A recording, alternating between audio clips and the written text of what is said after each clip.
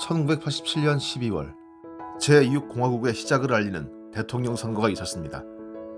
야당 후보 김대중과 김영삼이 분열한 위에 수십 년 쌓아왔던 군부 독재의 대중 공작이 극에 달했으니 노태우 후보가 당선된 것은 어찌 보면 당연한 일이었습니다.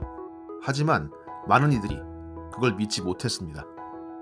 제가 입학하자마자 받은 대학 교지 고대 문화 28집에는 이 선거가 완전한 컴퓨터 부정선거였고 그 증거란 사진들이 대문짝만하게 실려 있었습니다.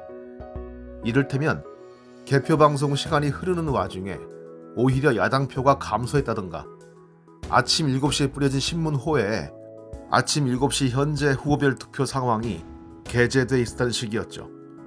새벽에나 만들 호외에 어떻게 7시 현재 투표 상황이 실리나, 이건 미리 짜고 친 거 아닌가, 이런 불만이었습니다. 언뜻 보면 그럴싸하지만 간단히 반박할 수 있습니다. 각 개표소에서 집계가 들어오면 자동으로 자막에 띄워지는 게 아니라 수작업으로 자막 담당자들이 타자를 쳐서 넣었던 바, 그 정도의 오류는 당연히 발생할 수 있었습니다. 또 신문 호외의 경우도 이미 자정 정도에는 90% 정도의 개표가 진행됐었고 당선자가 유력한 가운데 그를 토대로 예측한 보도였지요. 하지만 파장은 컸고 구로구청의 경우 부재자 투표함을 둘러싸고 농성이 벌어졌으며 유혈 진압 끝에 숱한 사람들이 크게 다쳤습니다. 한때 사람들은 투표함의 부정선거에 중대한 비밀이 숨어있다고 여겼습니다. 하지만 밀봉 보관 중이던 선거함을 무려 29년 만인 2016년에 개함해서 검표했을 때 이승만이나 박정희 시대식의 부정의 증거, 즉 엉터리 투표용지라든가 부정기표라든가 하는 문제는 발견되지 않았습니다. 문제는 다른 데 있었죠. 구로구의 지역적 특성상 여당이 압승할 이유는 없었는데 노태우 후보가 무려 72.4%의 몰표를 얻은 겁니다. 당연하게도 당시 부재자 투표의 주류는 군인표였습니다. 1992년 총선에서 이지문 중위가 군내 부재자 투표 부정선거 사실을 폭로하면서 또 한 번 부정선거의 악몽이 출렁입니다. 이지문 중위의 양심 선언은 본인의 인생은 물론이거니와 역사를 바꾸는 거대한 사건이었습니다. 이후 군내 부재자 투표에서의 특정 후보 강요, 사실상의 공개투표가 사라졌고 병영 내에도 민주주의가 정착하게 된 거죠.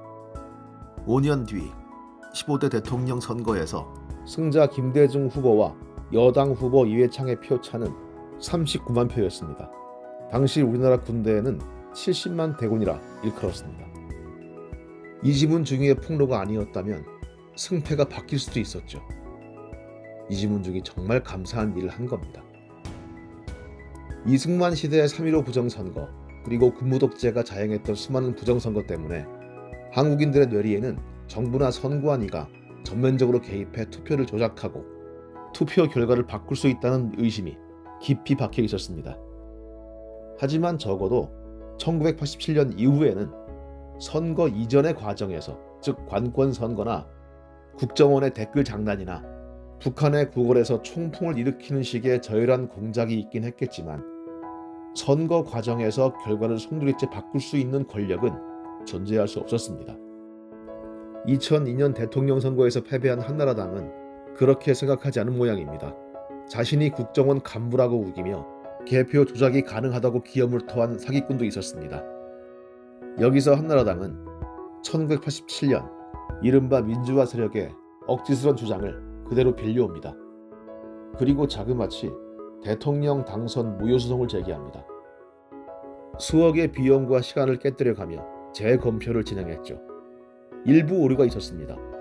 0.00008%, 이회창은 88표, 노무현은 816표가 줄었을 뿐이었습니다. 그런데 2012년 대통령 선거에서는 이 황망한 컴퓨터 조작설이 또 제기됩니다.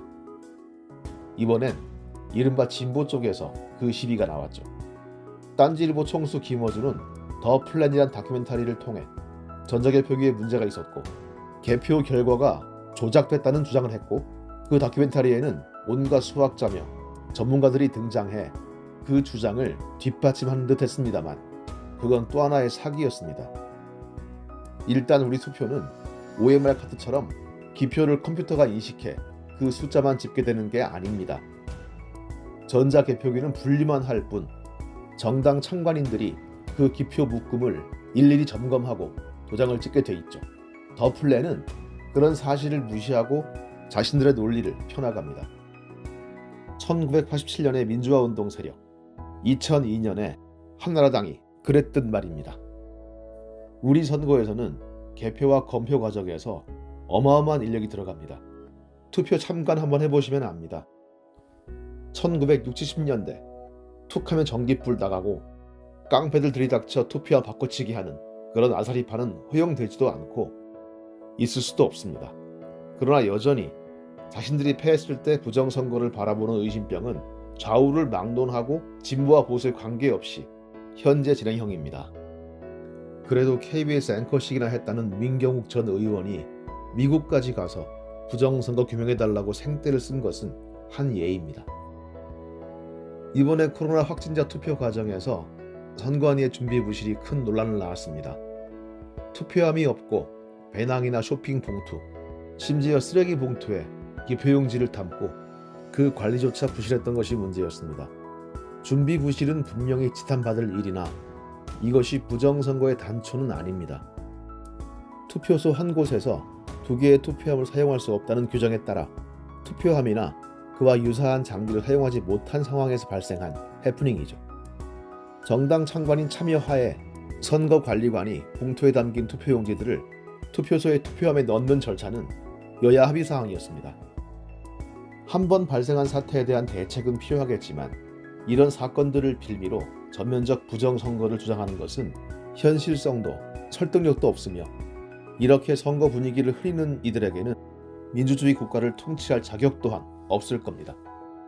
아울러 선거 불복에 밑밥을 까는 일밖에는 되지 못할 겁니다. 적어도 대한민국 국민은 국가 권력이 전면적으로 개입해 투표 결과를 송두리째 뒤바꾸는 나라만큼은 졸업했다고 생각합니다. 도대체 3천만 가까운 사람들이 참여하는 개표 결과를 조작하려면 몇 명의 입과 눈을 동시에 막아야 한단 말입니까? 선거 과정에서의 불법에 대한 감시와 비판의 눈길은 매서워야겠으나 선거 자체에 의심을 품는 정도라면 선거에 참여하지 않는 편이 옳을 겁니다.